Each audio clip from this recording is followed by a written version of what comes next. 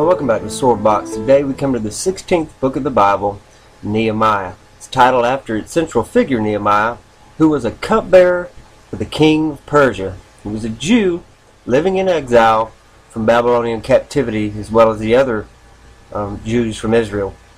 You know, the Jews were scattered all over, just as God said they would be if they rebelled. And during the years of captivity, the Babylonian Empire had fallen, and now the Persians had world dominance.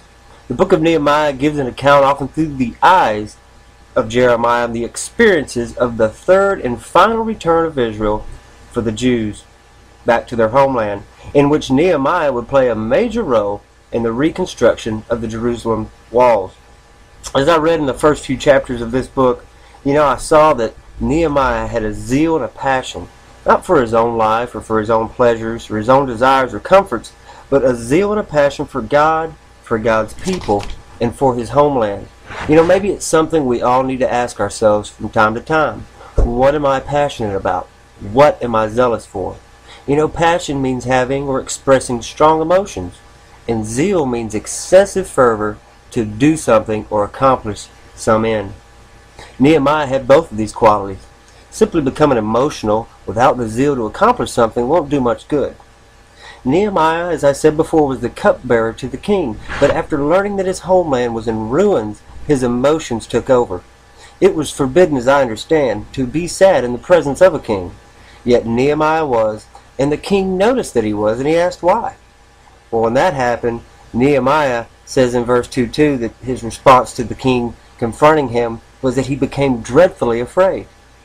Nehemiah knew that the king could have put him to death for this, yet his passion for Jerusalem could not be hidden.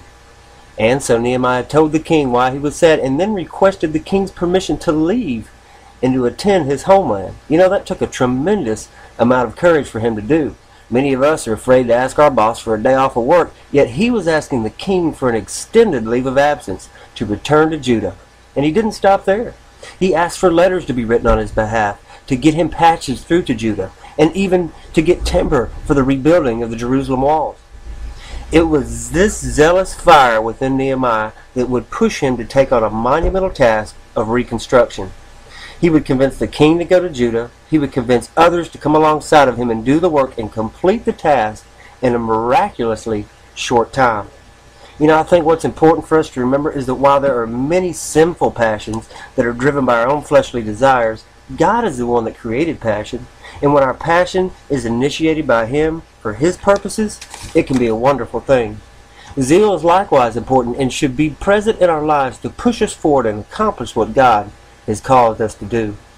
Maybe you've lost your passion and your zeal for life. Routine and work and responsibilities fill your day, and you feel stuck in a rut. You keep hoping for something exciting to happen, something different, but no external thing is going to give you the passion and the zeal that you need. Ask God to give you the passion and the zeal, first for Him, for nothing else but for Him. And secondly, to give you a passion and a zeal for the things that He wants to do in your life and to do through your life. That's a great place to start, just in prayer of faith. God bless you. We'll see you back here tomorrow as we continue our 66 days, 66 books of the Bible.